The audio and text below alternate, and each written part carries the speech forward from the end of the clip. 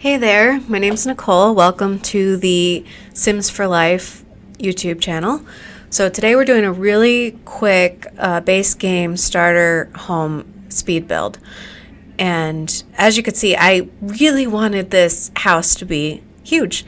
When I'm first starting my builds, it's really hard to get an estimate for how big the space should be.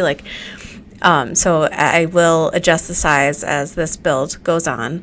Also the objects, I picked based on, how they look, and I picked out apparently some really expensive objects. So this speed build is very short, and with just base game, it, doesn't look the greatest, but it's what we're working with. And yeah, so the kitchen, dining room, the idea is this house will be expanded on as you play.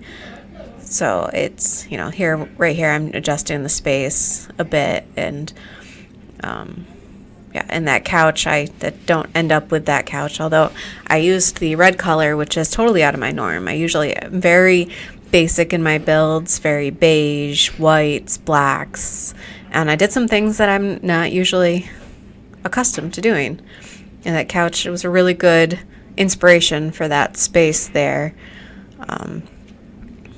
So I'm placing the windows. I like to place the windows from inside the house. A lot of people, I notice when they're building, they will place based on how it looks on the outside. And if you're thinking about like a real house on the inside, the windows are just right.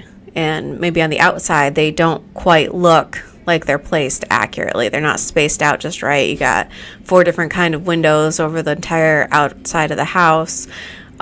Whereas when you're inside, everything looks perfect because the windows are, spaced out proper to the rooms. So that's how I built. I'd rather have the house look good on the inside than on the outside, except for, the very front of the house, that street view. But when you're, playing your game, how often do you really pay attention to the outside of your build or the house you're playing in? Not very often, I would assume. Unless you're like me, where a lot of times a lot of objects get thrown outside the house because it's a quick and easy way to skill build, and you just need that woodworking station once, so you throw it on the outside, play with it on the lawn, and then delete it when you're done. But yeah, so I like to focus a lot more on the interior and build based on interior, and then furnish the exterior from there.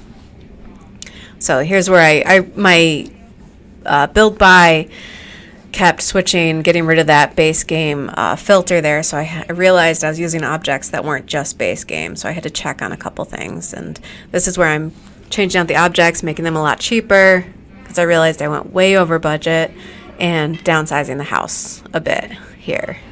So I had to mess with the roofing. I don't know how I feel about that roof. It's not perfect. I'm not, a great roofer. I'm just starting to really play with it and get a feel for how to roof.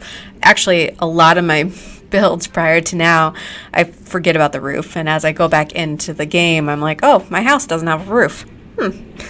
So I'm very much more into gameplay than building, just starting to get into the building here. But it turns out I really enjoy it.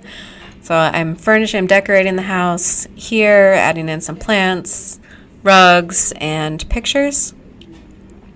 And then I'll do just a quick snapshot of how the house looks at the end here.